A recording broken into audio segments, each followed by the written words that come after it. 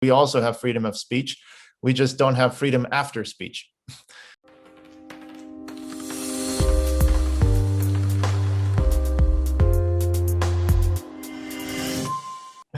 All right, so I wanted to have a conversation, this time a longer conversation, because I feel that the topic requires a bit of going into depth. The topic is freedom of speech and capitalism and how one affects the other.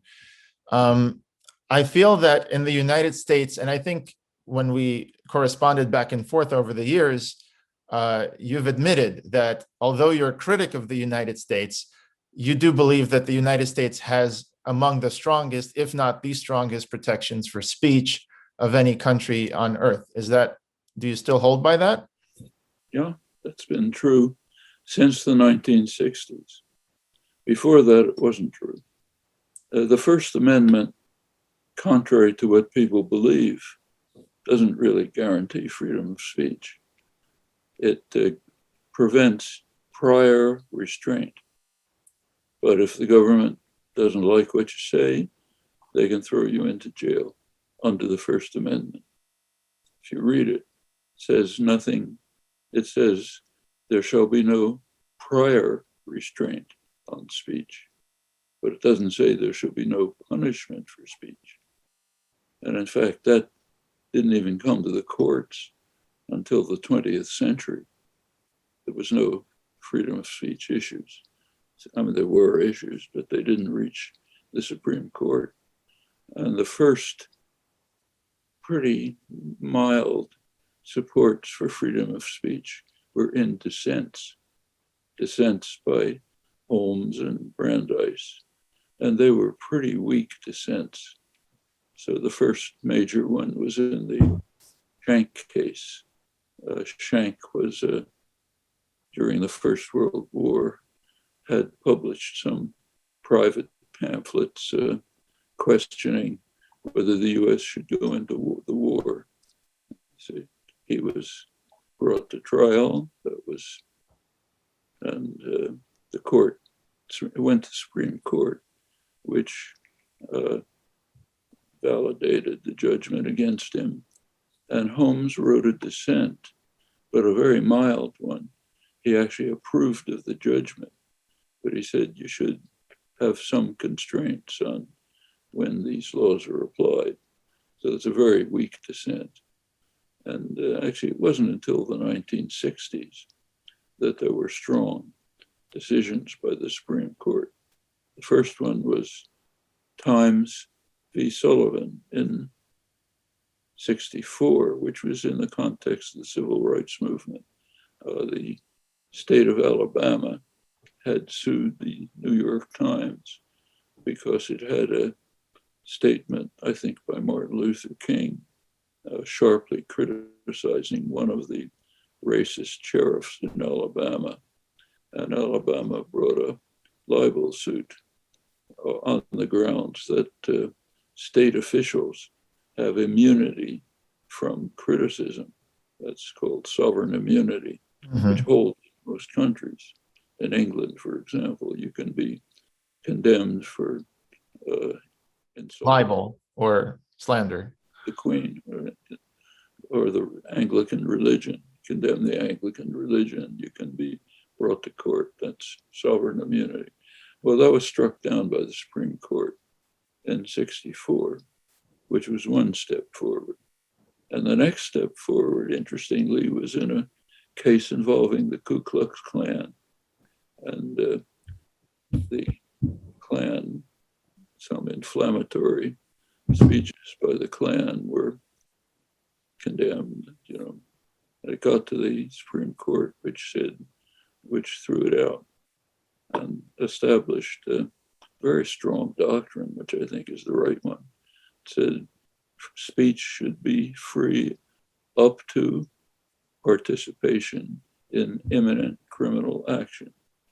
So, for example, if you and I go into a store and I have a gun and I say shoot, that's not acceptable speech. But if you told somebody to play a Justin Bieber song, that would be okay. That would be okay. They don't really adhere to this, but I think it's a good standard. And it's way beyond what any other country has that I know. So the freedom of speech, I mean, that's an interesting take. You know, the 13th Amendment is known for sort of incorporating the Bill of Rights against cities and states, meaning the Bill of Rights was originally supposed to be a check on the federal government.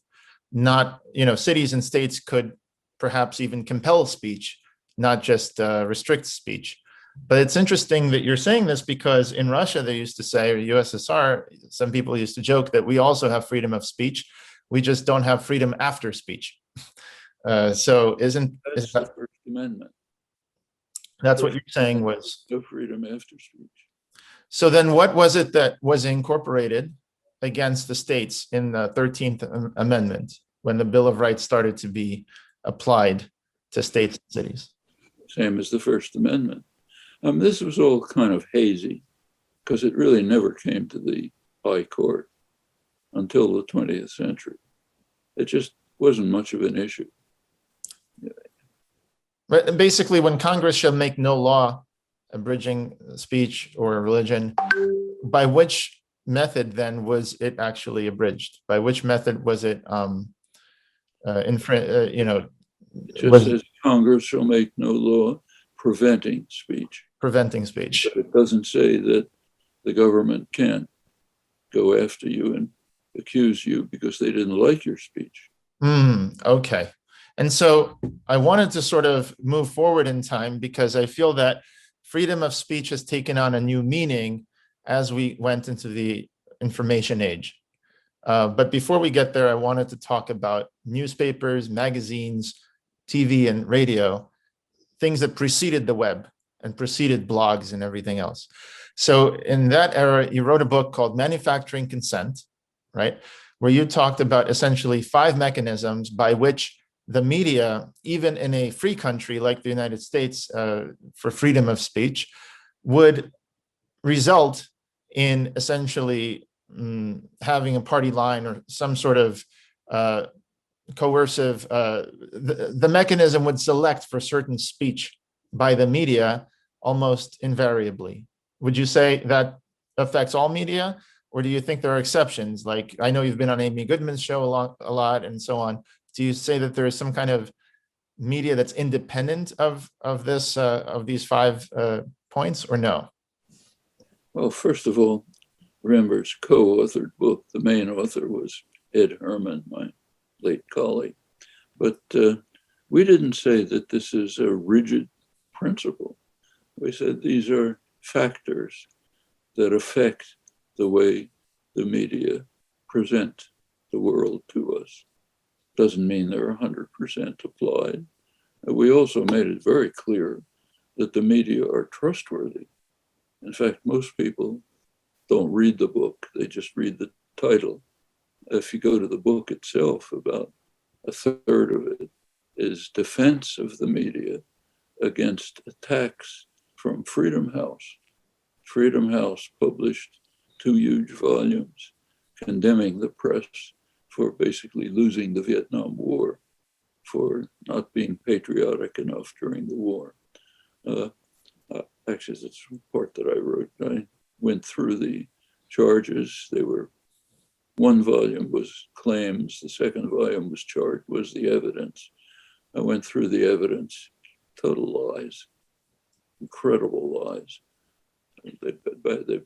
What they actually showed was that the media, the reporters on the scene, were honest, courageous, did their jobs, but did it within a framework of patriotic doctrine.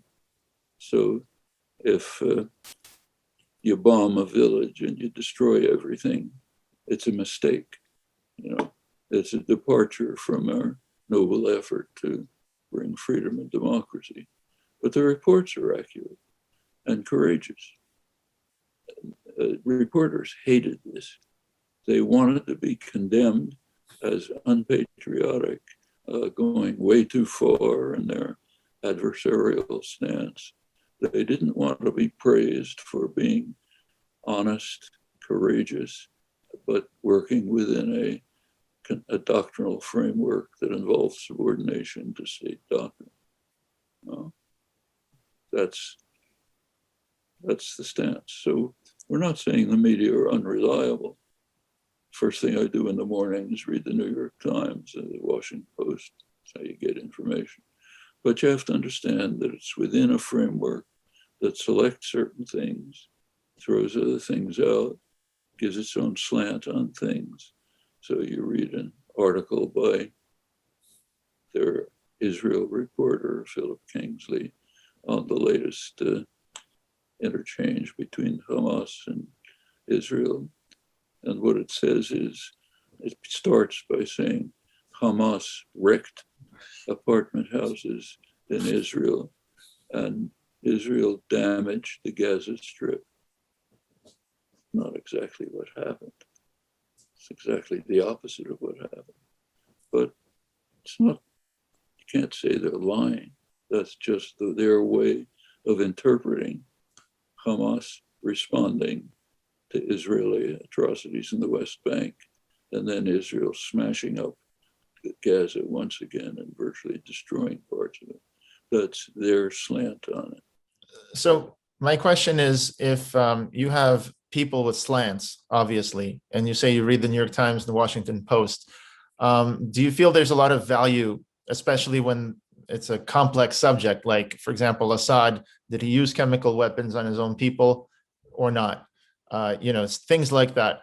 Do you think there's value in reading both, let's say, very biased one way and very biased the other way? Because I personally find that reading biased things on both sides, let's say Electronic Intifada on the Israel issue, for example, or Mondo Weiss on the Israel issue, versus anything mainstream, essentially, out of Israel, except maybe Haaretz and 972. But like, if you read both sides, I find that each one tries their best to present a case and to get as much evidence for their arguments as possible. So this way you get a balanced view, or at least all the points were made as well as possible. Whereas if you read something centrist, it could be very milquetoast and the arguments aren't really strong one way or the other. Do you feel there's a value in reading both sides of an issue, or multiple sides of an issue, or not? I'd prefer the term multiple sides, because there's more than two sides. So yes, it's worth reading the New York Times and Electronic Intifada, but that's hardly balance. Just look at the outreach of the New York Times and the outreach of Electronic Intifada. So it's an elephant and a mouse, Well, I wouldn't put the New York Times on the pro-Israel side as much as something else. It wouldn't be the counterpart to Electronic Intifada. It's good to read. We'll take the case you mentioned, the Duma gas attack, the chemical attack. If you look at all the material available, you find an interesting and complex story. It is, my own guess is, I presume Assad carried it out, but it's not a simple story. The OPCW, the investigative authorities, the international authorities, published a document blaming Assad, but it turns out that two of their lead investigators questioned it and were silenced. And if you read Electronic Intifada or Gray Zone, you find the fact that there's serious questions about whether the dissenters should be heard. The OPCW is trying to silence them, won't let them testify. And there have been many protests about this, including people like Bustani, the first director of the OPCW. So yes, there's questions to be asked. Well, sure. I mean, there's state actors that are always trying to silence things. Just recently with the WHO, people were trying to praise Taiwan for their response to the coronavirus. But because of China's one China policy, the WHO director kowtowed to that, wouldn't mention the Taiwan government very much. And then also the theory that the virus originated in a Wuhan lab was kind of dismissed, laughed out of hand. And it was a bit of a reversal this year where it might be true or might not, but at least people are now looking into it. And the president of the United States even ordered an investigation into that. Very different than it was last year. So, I think that's an interesting case. I noticed that one's all over the front pages, but not the fact that the dissidents in the OPCW are being silenced. You can read that if you read Gray Zone. But what people know is what you're hearing, what you just said. And in fact, it's true that the WHO won't overrule China's objections or Washington's objections. It will never criticize the United States because the United States veto it. But we don't talk about that. Sure. I think all of these superpowers have an outsized influence. I actually wanted to ask you, because you had mentioned Israel. The United States has overwhelming influence. China has minor influence. And if China uses it illegitimately, it's all over the front pages. If the United States uses it illegitimately, maybe you can read it in some dissident post somewhere. Well, important things to keep in mind. My question, and then I want to get to the freedom of speech issue in the United States, because that's the subject of what I'm talking about. But just internationally, it seems like all these international organizations, including even the UN, have sometimes very weird imbalances. Like you mentioned Israel, and it's a complex issue on all sides, but the UN has condemned Israel in some respects more than any other country, sometimes more than all other countries combined in different years. What do you think explains the UN's slant? Because at some point it becomes almost farcical. If they condemn, for example, Israel, it'd be the worst violator of women's rights in the world. When the UN protects Israel to an extraordinary extent. Israel is the only country in the world which is guaranteed a veto by the United States in the UN Security Council. So just recently, for example, when Israel was battering and destroying Gaza, there was a UN call for a ceasefire, was blocked by the Biden administration. One moment, but what you're describing... The only country that benefits from the ability to carry out radical violations of international law with the support and protection of the United States.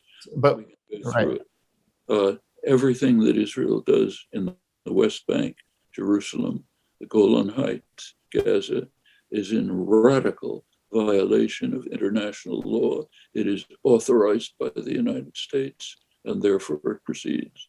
I just wanted to ask you one thing. Sorry.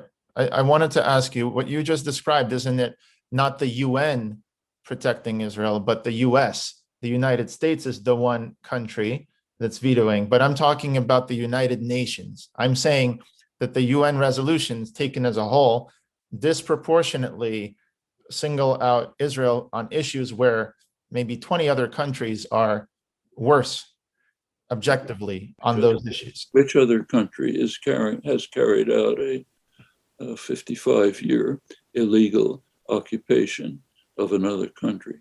Well, you could look, I don't want to get on TV saying this, but there are multiple countries that I can name that have done that. Very few. I mean, there's Morocco in Western Sahara, which is very recent and authorized by the United States. Well, just out of curiosity, what do you think China is doing in Tibet, for example? The issue of China and Tibet is very mixed. It's not in violation of international law. There's a complex issue about whether Tibet was part of China. It's not resolved, and there's no international law involved. So what I'm saying is, and again, we're getting into these geopolitical issues, but there are always people who disagree. Ukrainian separatists say that Russia has been occupying Ukraine, and Russia says it's always been, Crimea has always been part of Russia. I also just really, I just want to, just one quick, direct, explicit violation of Security Council orders. Right. I just wanted to say that everywhere that Israel is alone in that respect. I just wanted to quickly, well, whether international law is the determining factor here, I'm saying it leads to an interesting imbalance in the resolutions, because the Kurds don't have their own country. The Basque people, Catalonia has been trying to separate from Spain for a long time. And just recently, Spain, I think they had a vote, and then Spain just completely, what did they do? They just arrested people and yeah. I think it's wrong. It is not in violation of Security Council orders. It is not in violation of international law. What about when Bangladesh was trying to separate from Pakistan and there was genocidal rape happening? Is that in violation of international law or is not? I didn't hear. Sorry, when Pakistan, when the Bangladeshi people were separating from Pakistan, the United States supported they supported Pakistan and China supported, I guess, the independence. There was a genocidal rape campaign during this time. Would you say that that was against international law? Like, what exactly is the mechanism by which you condemn? Because it was internal to Pakistan. And but what happened is Kissinger strongly supported the Pakistani atrocities when India intervened to try to stop them. The United States, under Kissinger's direction, launched attacks on India.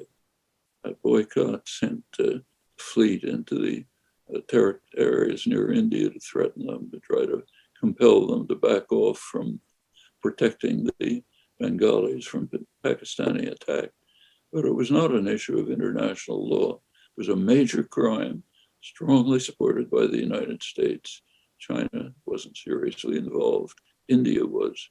So is it fair? Yeah, India was definitely, but is it fair to say that the disproportionate calling out of Israel, let's say, more than some years, more than all other countries combined, is an artifact of the fact that whatever happens there is in violation of international law, whereas if you have genocide, you can have mass killings, you can have dispossession of people, you can have the Tatars from Crimea being deported, right, by the USSR. You can have all these things, but they were not condemned by the UN because they're internal matters. Is that? First of all, the Tatars before the UN. Okay. Oh, before, that's true. Yeah, it would be hard to condemn. Sure. Of the native population. Let me do a direct comparison just really quickly. So when Assad, for example, runs Syria, and during the civil war, he drops on Yarmouk, the largest Palestinian refugee camp, they're being bombed by Assad. It's a major crime. There's no UN condemnation of that. Inside Syria, we may not like international law, but international law does not apply to activities inside a sovereign state. I don't like it. You don't like it, but that happens to right. I'm just trying to call things as they are by the name, because the international community has let the Hutus and the Tutsis have a civil war, very deadly genocide. They had the Rwanda thing. A lot of things could have stopped. Right now in Venezuela, the international community is divided about what they're going to do. So I'm not really that excited by the international community's plans for people on the ground in general. I don't understand what you're saying. Are we discussing international law and the UN Security Council, or are we discussing criminal activities? I guess to me, if there's an atrocity, I would like to weigh it by how bad it is and not by technicalities, like whether it's fine. So you're not interested in international law. So we can put that aside. Right. I guess not. Condemnation by somebody of crimes everywhere. Yes, there should be condemnations of today of the United States reimposing Jim Crow legislation in every Republican-run state. We should certainly condemn that. It's not a crime under international law. But the UN only condemns crimes which are under violating international law. It's set up in such a way that what happens internal to sovereign states is not within the domain of the United Nations. So, for example, if you look at the Human Rights Commission condemnations of Israel, they're not condemning the fact that in Israel, 90% of the land is reserved to people of, I'm quoting, Jewish race, religion, and origin. That's not what they're condemning. They're condemning what's done in the occupied territories, which is in violation of international law and Security Council orders. Well, you just mentioned the United States bringing Jim Crow or perhaps racist policies. Many countries seem to be also having racist policies. Condemn that too. So my question is, like, just forget international law for a moment. When people use rhetoric to say, for example, Israel is an apartheid regime, do you agree with that? Do you think that it is apartheid? Because I know you've said in the past you think it's worse than apartheid because of. Actually, I've said something more nuanced. The apartheid condemnation is not from the United Nations. It's from the Human Rights Watch and Amnesty International and B'Tselem, the main Israeli human rights organization. Well, what is it that they say exactly? Well, it's a little nuanced, but the essence of it is that it's a Jewish dominant regime over the whole territory, which is a counterpart to apartheid. But how is that different than Armenia being an Armenian-dominated regime over Nagorno-Karabakh and all the other regions in Armenia, or anything else? All right, it's not. It's not. They don't have. If a country has laws which privilege, the United States had laws saying that 90% of the land should be reserved to people of white Christian religion and origin, that would be subject to condemnation. Okay. Against international law. Okay. But if Israeli citizens had equal rights, if, for example, you said all Israeli Arabs had equal rights to do everything that Jewish Israelis have. You're kind of fudging the issue. There's two questions. One, Israel within its legal boundaries, and the other, the Israeli occupied territories. The innovation of B'Tselem, Human Rights Watch, Amnesty International, is to say that by now, with the erosion by Israel's erosion of the international border, it's become a unitary phenomenon of Jewish dominance over the entire area, which is equivalent to apartheid. If you want to know my own opinion, it's what it was before. Israel internally, within its borders, is guilty of extreme racist discrimination, but not apartheid. In the occupied territories, it's worse than apartheid, for the reasons I've explained. I could go over it. No, my main question with all this is that people single out Israel for many reasons. But they single out Israel for special privileges. Israel is alone in being privileged to carry out radical crimes, monstrous crimes, violation of international law, violation of Security Council orders, and it gets away with it. Not only gets away with it, but the United States not only protects it, but provides it with $4 billion of aid a year. That may be, my point is, although that may be true, I'm also saying the other way, right? But also I'm talking about completely the other way. I'm saying, let me illustrate what I'm, one second. Let me illustrate what I'm saying. For example, if Israel is called an apartheid state for Human Rights Watch. For example, Human Rights Watch. The founder of Human Rights Watch, I believe, resigned or said that now he's not on board with their agenda. But I don't know. Look, I think I just want to ask the question.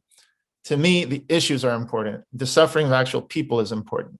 So if someone is, for example, evicted from a building after due process and court cases. That's not the same thing, and that's not as bad as genocidal rape of thousands of people or bombing an entire, refugee camp. I think we'll both agree on that.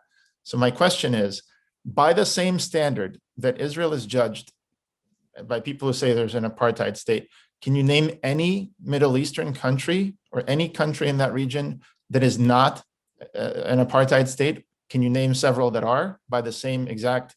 Jordan, for example, Lebanon doesn't let the Palestinians even have citizenship or own property for decades. And by the way, they're born there. People who are Lebanese, but they had to have a grandfather in a Nakba, no citizenship. So by that standard, Lebanon would be an apartheid state. Syria would definitely be an apartheid state. Jordan, maybe with the Bedouins, could be considered. Oh, Bedouin population. Obviously, the Hashemites gave special privileges to the Bedouins, and Jordan used to occupy the West Bank as well. So every country in that region. My point is, why is Israel so special? If I think there are very good reasons, namely the occupation. But if you believe what you're saying, you should be attacking B'Tselem, Human Rights Watch, and Amnesty International. I'm not attacking anyone. I'm just asking why. They're the only ones who are saying, okay. So you should be attacking first B'Tselem, which was the first to do it, Israel's main human rights organization, then Human Rights Watch, then Amnesty International. No. All I'm trying to say is put it a sense of proportion, put it in context. If a country, whether it's Israel or any other country, is doing something that's bad, but on the list of countries, it's number 25, right? And if you take an issue, say women's rights, you can't constantly say Israel is the number one bad actor in every one of these things. You have to be honest about it and say, yeah, Israel's number 25. No, Israel's number one in occupying a foreign territory and via direct violation of Security Council orders and, of course, international law, and carrying out constant crimes there. That's unique. That's unique because other countries have already accomplished it, and now it's within their borders. We conquered. I happen to be living in occupied Mexico, so yes, we conquered it. And that's... To me, that's a distinction without a difference from a... Well, fine. Every country is involved in crimes. There is one case of direct violation of Security Council orders, international law, with the powerful support of the United States, enormous support from US media who cover up for it constantly, have been doing it for 60 years. British media too, most of the West. And yes, much of the world is opposed to. I'm just saying much of the world with France and Algeria, everything has already happened. So as long as it already happened and it's within the borders, it's not considered. Happened before modern international law was established. All right. Well, fine. All I'm trying to say is the Native Americans doesn't come up to the UN because it was finished at the end of the 19th. Well, that's a good example. The Native Americans could be said to be living in Bantustans inside the United States with their own sovereign countries and bad economies, you could say. Yeah, but that's internal to the United States and therefore not subject to the UN. Well, they're sovereign countries, these Native American reservations. They're not sovereign countries under international law. Okay. So it's a technicality. If you don't like the UN, that's fine. But we're talking about, well, if we're asking what the UN does, it's within the framework that the United States established in 1947. Okay, but you as a person, you would call on Lebanon to offer citizenship to native-born people. I would. I've done it many times. You don't have to ask me to. I think if Lebanon did that and Syria would do that, I think then Israel could offer a right of return. In Lebanon, every time I'm there, and I've been there many times, I visit the camps. I talk in the newspapers about how Palestinians should be allowed the right to enter Lebanese society. I do it in Lebanon where it matters. Right. And that's Oh, exactly that's good. That's exactly what I'm talking about. And that's What I'm, exactly what I do. So you should do it too. Go to I do do it. I do Yeah. do it. My whole point is that it should be a regional solution. If there's a diaspora, like the Rohingya people right now, we're talking to. We certainly have deal with the problem of the Palestinian refugees, but that has nothing to do with Israel's uniquely privileged position. Okay, fair enough. So let's get back to free speech because I feel like we have 15 minutes. I want to really get into the free speech issue today. So we've spoken about free speech in history, and we've spoken about free speech in the era of TV and radio, newspapers and magazines. Here's how I think the situation has changed. The situation has changed since the introduction of the internet and the web. Basically, before the web, you needed gatekeepers to approve your message, to get on TV, to get on the radio, to be published in a magazine or an op-ed in a newspaper. After the web, anybody could write some code and just deploy a website, and anyone in the world could read it. So geographic boundaries got smashed, and also permissionless publishing came out. So that really radically changed the way that our society is able to have multiple voices now. But it also disrupted journalism because journalism had to adapt. And so journalism, at least the way that we have it, is essentially a for-profit enterprise. It's run by for-profit companies. And I want to share my screen and kind of show you what that looks like today on the web, because they've essentially resorted to two different things. The first thing is they charge you for subscription fees, right? So continue reading your article, $50 off. This is definitely capitalism, right? It's a top-down company, the Wall Street Journal. They tell the reporters what to do. They have editors, they control what gets published, but they have to keep the lights on and they have to pay. So they're subject to the market competition. And as a result, I don't think they can print stories that are essentially lukewarm. A lot of organizations now, news organizations, have been pushed to print stories that are sensational and only tell one side of the story. They may say, look what Trump did, or look what Biden did. How could they? And then outrage happens and the story gets shared and shared and shared.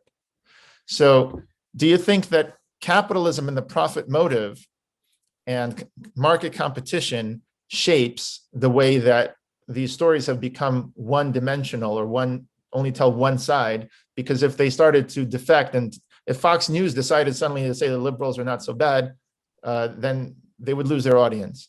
What do you think about that? I think it's exactly what's been going on for over a century. So if you go back to the earlier period, say the founding of the country, there was a very different conception of freedom of speech. The founding fathers, if you look at the Constitution, it has in it not just the First Amendment, it also establishes the post office. That had a lot to do with freedom of speech. The post office was designed as a way for the government to promote diversity of the press. About 80% of post office business in the early years was essentially virtually free circulation of journals, subsidized. It was a form of government subsidy to journals to promote diversity of opinion, because their idea was they were in favor of positive freedom, not just negative freedom. The capitalist story. They thought the government should actively be involved in promoting a diverse, free press. That's what the post office was primarily for. One of the reasons the right wing wants to kill the post office is that it still, to some limited extent, has that function. Well, one thing I wanted to bring up is the right wing and the left wing wanting to. Okay. Sorry, for the interest of time, I just wanted to ask sort of several questions. Let me just say that what you described about the Wall Street Journal has been true of journals from their inception. Before the internet, you had to pay to subscribe to a journal. Now, actually, the subscriptions to a journal don't pay for it. What pays for the journal is the advertising. The advertising. And I want to get to that next. That's in your book as well. It goes back a century, back to the late 19th century. There was a shift to capital concentration of newspapers, and meaning more monopolization and advertiser reliance. That had a major effect in undermining the diversity of the press. There were many journals that just couldn't survive the effect of advertiser concentration on the centrist to right journals. There was a much more diverse press before. In England, for example, even as late as the 1960s, the most read newspaper was the Daily Herald, which was social democratic. The tabloids, like the Mirror, were social democratic. That couldn't withstand capital concentration and advertiser reliance. Right. But I think earlier. Right now, I wanted to bring things into the current world because the last 20 years, last 10 years, because we have a phenomenon of not just the newspapers being driven by the profit motive and having to pay journalists, but also we have Facebook, Twitter, LinkedIn, and other privately owned companies that were started by founders like Mark Zuckerberg, for example, or Reid Hoffman for LinkedIn, Evan Williams for Twitter, and so on. They still call the shots at these companies. In fact, Mark Zuckerberg, the shareholders sometimes have a vote to vote him out or overrule him, but he has most of the voting shares. And so it's a futile gesture. And so in capitalism, each share gives you one vote. And in a democracy, each person gets one vote, regardless of how many shares they have. My question to you is, what do you think is wrong with having our public discourse, our conversations in the public forums on privately owned giant platforms that the government, is trying to now considering breaking up and are even putting bills in place to talk about breaking them up? That is a new factor.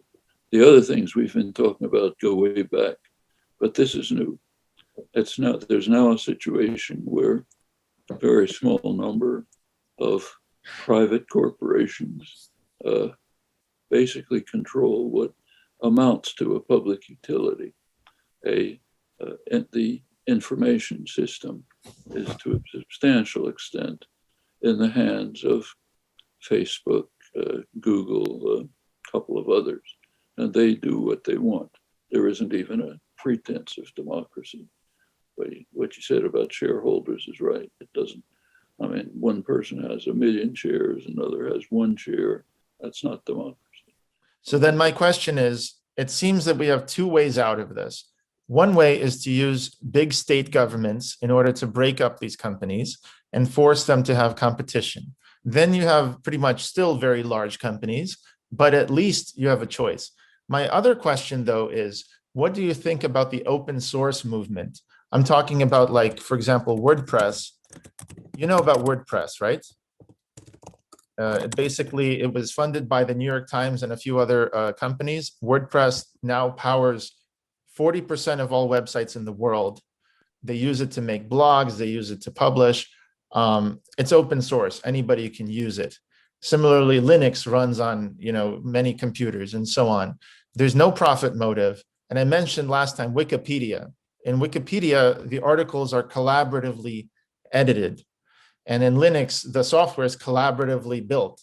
So there are no heroes. There are no intrepid journalists. There are no celebrities. It's just the content. And by the time it reaches the people, it's already had 20 different editors from different sides fix up certain things. So it's not a one-sided narrative.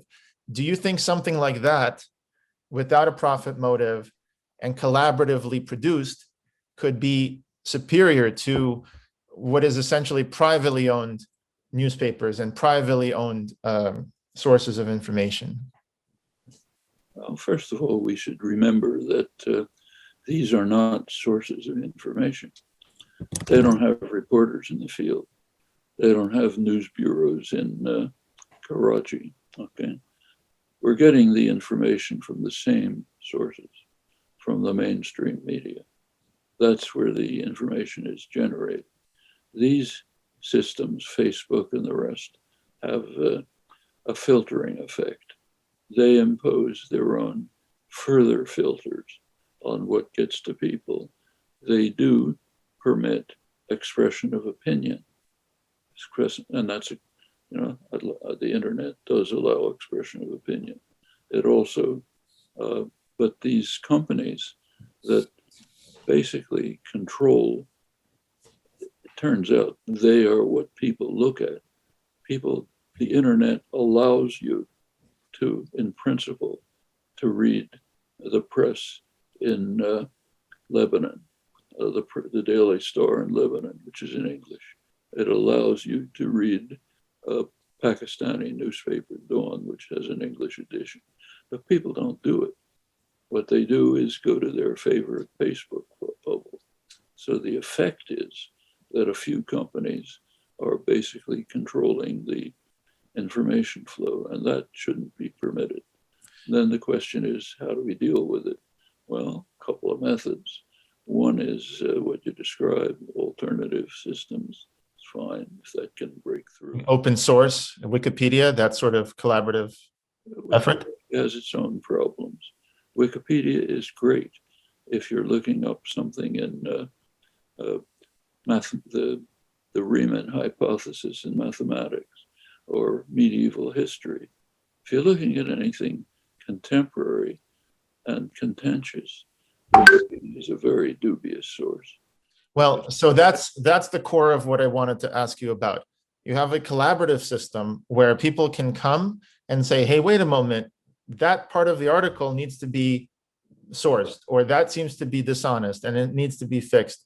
On the other hand, you have something like Fox News or CNN or perhaps Daily Kos or something else, which it cannot go ahead. Fox News can't go ahead and say, progressives are actually great people and their ideas are great, because they're going to lose their audience. So my question is, the incentive structure of the for-profit media, which is what you call the mainstream media, what if there was an open source, collaborative, nonprofit, alternative media? Do you think it could disrupt the mainstream media? With Fox News, it's not that they'll lose their audience, they'll lose their funding. That's they respond to those who own and fund them, the owners and the advertisers. But they pay some attention to the audience. That's secondary. Yes, it would be very good to have open sources like Wikipedia. We should also be wary of them. In the case of Wikipedia, a small group who are intensely committed to one particular viewpoint can, in fact, take over and control Wikipedia content on particular issues. It doesn't happen on science, ancient history, and so on. There, it's very reliable. But the fact is that when you get to contemporary, contentious issues, you have to be very cautious, because small groups of dedicated people can and do take them over to press their own agenda. But nevertheless, it's good to have. So yes, I'm all in favor of more diverse, open sourced alternatives.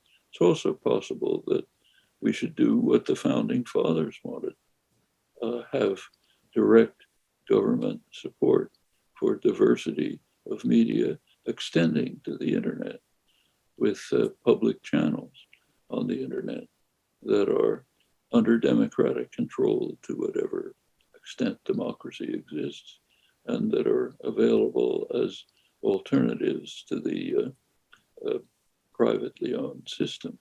So definitely, I think democratic systems might select for other types of information than privately owned systems. The last thing I wanted to ask you about is the subject of. Add one sentence to that. Go ahead. Just about every country except the United States has major public media. BBC, Deutsche Welle. That's the United But States. they're hardly unbiased, right? I mean, they're still biased. They have their own bias, but it's not the bias of corporate control. It's a different kind of bias. And that's right. That's what I wanted to ask you about, the most direct relationship between capital and free speech. I think a lot of times in this country, the United States, we have a strong tradition of free speech, but it's hijacked to excuse private ownership of megaphones. For example, Elon Musk has a megaphone. He says something, the Twitter system distributes it instantly to, say, 10 million people, and then another 50 million over the next day. It's unfiltered completely. There is no editing. The SEC has even sometimes suggested maybe they can filter what he says. No, that doesn't go with the freedom of speech. But here's the thing. Is it really freedom when the reporters are working for an organization that can fire them if they say something the organization doesn't want? Is it really freedom when you own the means of distribution? Isn't that essentially something else, not human freedom, but rather the organizational control of a message, private ownership of a megaphone? Is that the same thing as freedom of speech, or is it distinct in some way? So no, this is as old as the hills. Capitalism and democracy are incompatible. They have opposite goals, right? And that shows up in everything. Capitalism is committed to profit for the owners of capital, period.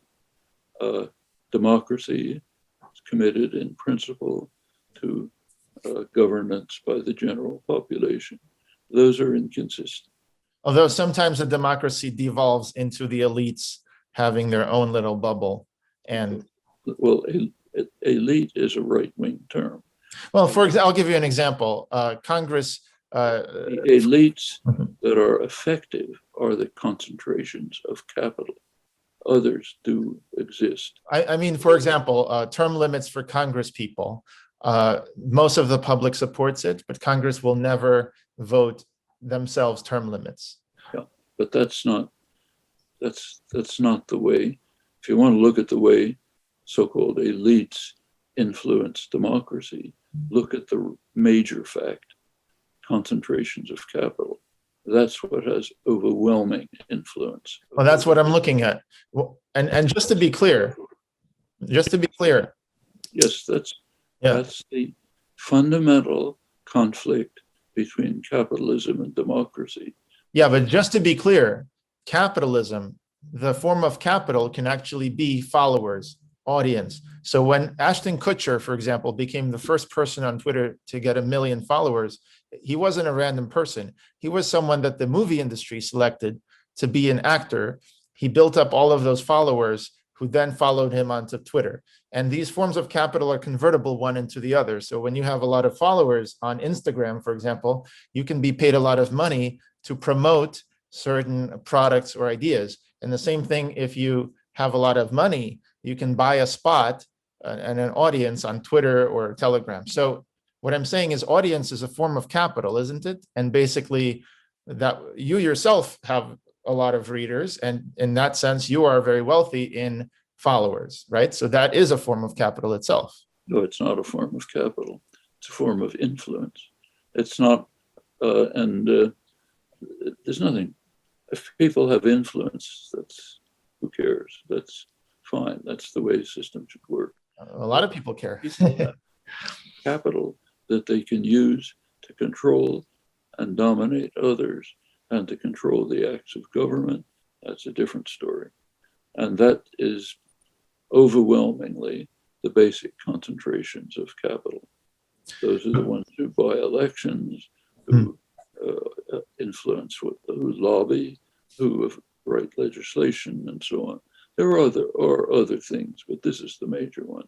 But what about using your influence? Let's say you have a lot of followers. Let's say Elon Musk tweets about Bitcoin and Bitcoin goes down, or he tweets about Dogecoin and Dogecoin goes up. You can move markets if you have a lot of influence. So And that's if you have a lot of billions of dollars, like Elon Musk, but if a person, say Cornell West, has influence, that's fine, but it's not the same as having concentration of capital, which can lobby congressmen, which can buy the election for them, and so on. so if the Pope, let's say in Rome, who's not a billionaire, if he has a lot of influence, isn't that a form of capital because he can deploy it to affect different things in the world? Or you don't see those at all similar?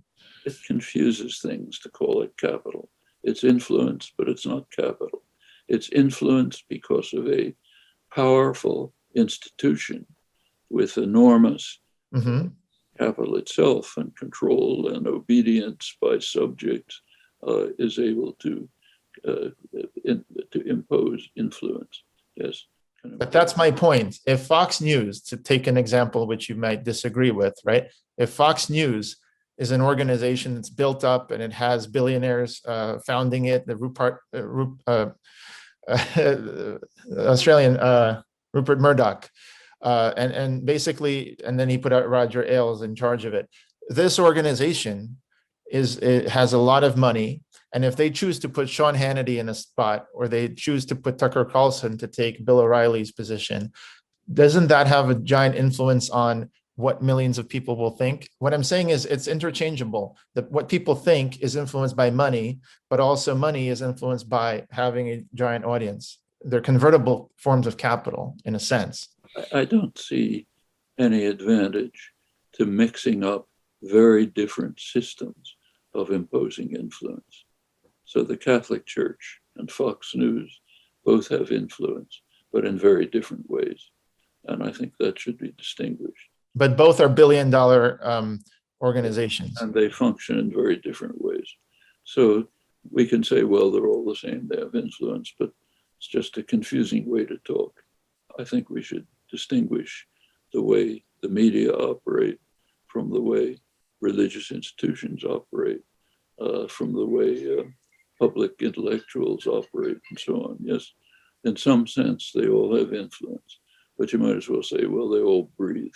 But I think is the core. What I'm getting at is that Wikipedia and Linux and science as an endeavor in general doesn't have influence. There is no one who controls science or physics because there's no profit motive. There's no one telling the scientists what to do. If you don't like what a person's doing, you can go to another university. Linux is the same way. Wikipedia is the same way. You could put it on your computer, use it for whatever you want. So my point being, you can't use Fox News for whatever you want. You can't use the Catholic Church. I'm here using it only in the economic sense. You can't use large privately owned organizations like Twitter to do whatever you want, but you can use open source software on your computer to do whatever you want. So my point is that if you have an organization that's controlled top down, whether it's by the Pope or whether it's by Mark Zuckerberg, then it selects who to promote and who not to promote, what viewpoint to promote, what not.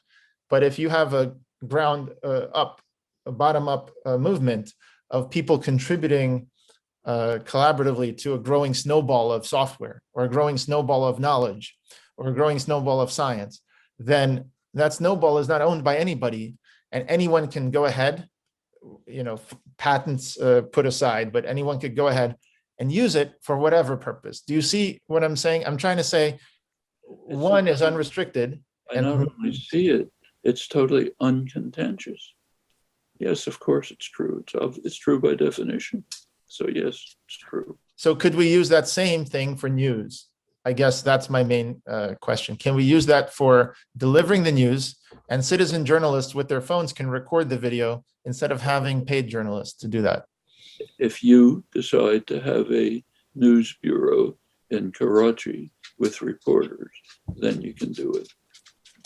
But you're using the news that comes from the privately owned institutions and in other countries outside the United States, from public media, like BBC. Okay, so I'll just bring it full circle. We started out talking about electricity being generated in your own home with solar panels. What if 5 years from now, the news, the primary news, is generated by people on the ground filming the attacks? Who have news bureaus all over the world and reporters reporting to them and so on. But I just want to be clear, very clear, crystal clear in my question. Forget news bureaus. I'm not talking about privately owned organizations. You lose all information. What if instead of privately owned organizations, we had citizen journalists or people who just uploaded videos and then a group like on Wikipedia or others making sense of the videos? How do the citizen journals find out what's happening in Pakistan? No, they live in Pakistan. Only the people who are there will record what's actually happening. The people of the world get together and all of them produce news for each other all over the world. That's correct. Yeah. For example, in Gaza, many reporters were not allowed, but people on the ground can now record it themselves, right? I'd love to have a world in which people live in peace and harmony and love each other and so on. I don't see much point discussing it. Well, that's interesting. Anyway, I just basically think that, in my opinion, the world needs an alternative to the capitalist-controlled media. What I'm saying is, you know... You don't have to convince me about that. I've believed it all my life. That's one of the reasons why Ed and I wrote that book. Fantastic. All right, Noam Chomsky, always a pleasure. Hope to speak to you soon. Good to talk to you.